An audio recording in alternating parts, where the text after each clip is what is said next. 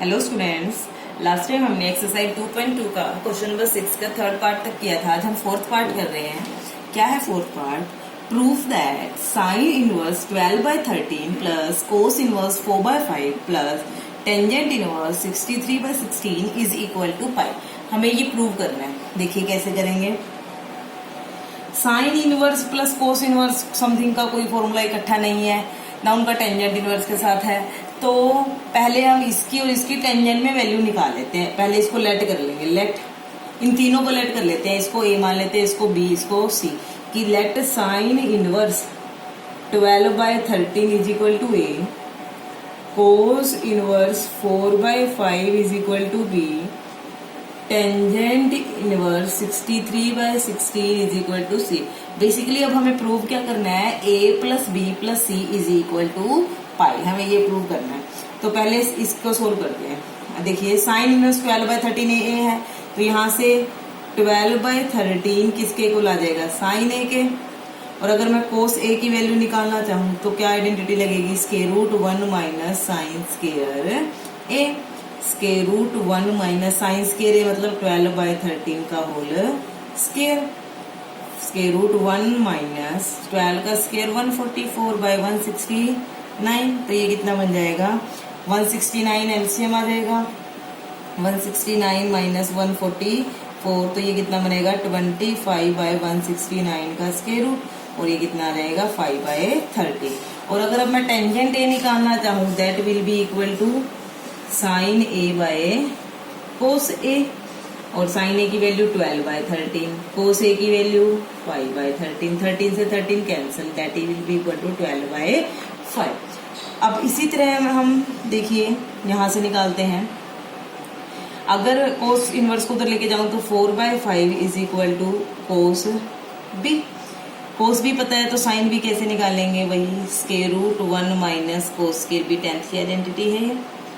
Square root 1 minus cos square B मतलब 4/5 का whole square. Square root 1 minus 16/25, इसका square खोल दिया। 4 का स्क्वायर 16, 5 का 25।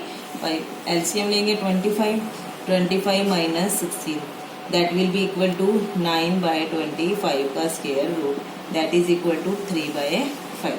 अब टेंजेंट बी की अगर वैल्यू निकालें तो क्या आएगी? Sine B by cos B, that is equal to 3/5 divide by 4/5। 5 से 5 cancel, that is equal to 3/4। Tangent A पता चल गया, टेंजेंट बी। अगर मैं इसको सी मान रही हूँ तो यहाँ से हमारे पास क्या आ जाएगा?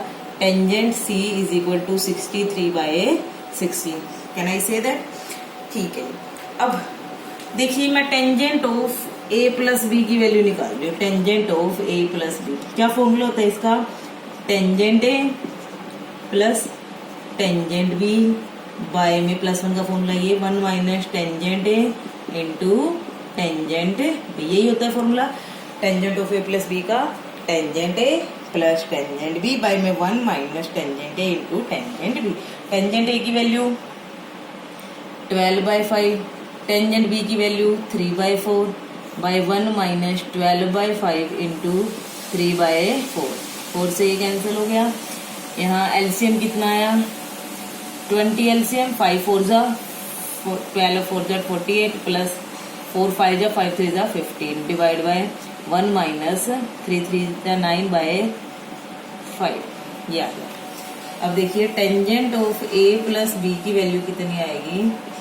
ये हमारे पास कितना आ गया? 48 plus 15 is 63/20 divide by 5 minus का 4/5, ये बनेगा 63/20 इंटू माइनस का 5/4 मिलते 5 4 जा, तो ये हमारे पास आ गया माइनस का 63/16। और मैं 63/16 को क्या लिख सकती हूँ? देखना, टेंजेंट सी लिख सकती हूँ। मैं इसको लिख रही हूँ माइनस टेंजेंट सी। मतलब बेसिकली हमारे पास क्या आ गया? Tangent of A plus B is equal to minus of tangent C. तो मैं यहाँ तक हमने ये प्रूव करना था। Sine inverse 12/13 plus cos inverse 4/5 plus tangent inverse 63/16 is equal to 5। मैंने इसको ए मान लिया, इसको बी मान लिया, इसको सी मान लिया। यहाँ से इसको अगर ए मान रहे हैं तो साइन ए की वैल्यू आ जाएगी 12/13। यहाँ से कोस ए निकाल लिया फॉर्मूला लगा के 1 माइनस साइन स्क्वायर ए का स्क्वायर रूट। वैल्यू पुट कर दी, तो यहाँ से कोस ए की वैल्यू आई 5/30। Tangent A sine A by cos A, sine A की वैल्यू कोस ए की वैल्यू 12/5 आ गई टेंजेंट ए। सिमिलरली जब इसको बी माना तो कोस बी की वैल्यू आई 4/5, साइन बी की 1 माइनस कोस स्क्वायर बी का स्क्वायर रूट, वैल्यू पुट कर दी तो साइन बी की आई 3/5। Tangent B sine B by cos B 3/5/4/5, 5 से 5 कैंसिल 3/4। यहाँ से टेंजेंट सी की वैल्यू आई 63/60। अब मैंने क्या किया, tangent of A plus B का फॉर्मूला लगा दिया, tangent A plus tangent B 1/1 minus tangent A tangent B, सबकी वैल्यूज पुट की। सिंप्लीफाई किया जब मैंने तो मेरे पास ये आ गया माइनस का 63/16, और ये 63/16 किसके इक्वल था, टेंजेंट सी के इक्वल था। मैंने ये वैल्यू रख ली, टेंजेंट ये आ गया हमारे पास। अब देखिए टेंजेंट ए प्लस बी, अब नेगेटिव है, नेगेटिव टेंजेंट कौन से क्वाड्रेंट में होता है, सेकंड क्वाड्रेंट में होता है, तो मैं ऐसे लिख सकती हूँ टेंजेंट ऑफ पाई माइनस सी। क्यों लिख सकती हूँ मैं, देखिए पाई माइनस सी एंगल कौन से क्वाड्रेंट में गया, सेकंड में माइनस होता है टेंजेंट तो माइनस आ गया, नो चेंज एक्सिस तो टेंजेंट का टेंजेंट और सी, तो माइनस टेंजेंट सी को मैं tangent of pi minus C लिख सकती हूँ। Tangent of some angle is equal to tangent of some other angle, ऐसा तभी पॉसिबल है जब एंगल्स खुद आपस में क्या हो, इक्वल। तो यहाँ से क्या आ गया हमारे पास कि a प्लस बी इक्वल आ गया पाई माइनस सी के, सी इधर माइनस का इधर आगे प्लस का, a plus B plus C is equal to pi. a कौन था, साइन इनवर्स 12/13, b कौन था, कोस इनवर्स 4/5, और c कौन था, tangent inverse 63/16 is equal to pi. बस बेसिकली मैंने ये लगाया है कि माइनस टेंजेंट सी किसके इक्वल है, टेंजेंट ऑफ पाई माइनस सी, और दो टेंजेंट की वैल्यू कब इक्वल होती है, जब एंगल्स खुद भी इक्वल। तो यहाँ से सिंप्लीफाई करके ये हमारा प्रूव हो गया। देखिए अब नेक्स्ट क्वेश्चन 6 का 5th पार्ट क्या है, हमें प्रूव करना है टेंजेंट इनवर्स 63/16 को इक्वल प्रूव करना है sign inverse 5/13 plus cos inverse 3/5। तो अगर मैं इसको भी टेंजेंट इनवर्स में कन्वर्ट कर लूँ, इसको भी, तो उन पे फॉर्मूला लगा दूंगी तो मेरे पास ये आना चाहिए। देखिए तो इसको लेट कर लेते हैं, let sine inverse 5/13 is equal to A. यहाँ से हमारे पास क्या आ जाएगा, 5/13 is equal to sine A. Cos A की वैल्यू निकालेंगे तो क्या होगा, 1 माइनस साइन स्केयर ए का स्केयर रूट, 1 माइनस 5/13 का होल स्केयर इसका स्केयर रूट, 1 माइनस 25/169 इसका स्केयर रूट, 169 एलसीएम, 169 माइनस 25 इसका स्क्वायर रूट, ये बन गया 144/169, और ये बन गया 12/13। देखिए यहाँ से कोस ए की वैल्यू कितनी आ गई, 12/13। तो टेंजेंट ए कितना आ जाएगा, tangent A is equal to sine A by cos A. Sine A की वैल्यू कितनी है, 5/13, कोस ए की वैल्यू कितनी है, 12/13। ठीक है, ये टेंजेंट ए की वैल्यू आ गई, 13 से 13 कैंसिल, 5/12। देखिए इसी चीज को सोल्व करने का मैं आपको एक शॉर्टकट मेथड बता रही हूँ। सपोज आपके पास टाइम नहीं है या कुछ भी, आपको क्वेश्चन मैनेज करना है, 1 नंबर में आया क्वेश्चन, तो इतना लंबा प्रोसीजर करोगे तो आपको बहुत टाइम लग जाएगा, टाइम कंज्यूमिंग मेथड है ये वाला। देखिए अब ये साइन, इसको मान लीजिए साइन थीटा वैसे क्या होता है, परपेंडिकुलर बाय हाइपोटेन्यूज होता है। मान लीजिए ये परपेंडिकुलर है और ये हाइपोटेन्यूज है, और हमें टेंजेंट पे पहुंचना है, और टेंजेंट क्या होता है, परपेंडिकुलर बाय बेस। ट्रायंगल बनाइए, राइट एंगल ट्रायंगल, ये क्या था, परपेंडिकुलर, और ये क्या था, हाइपोटेन्यूज।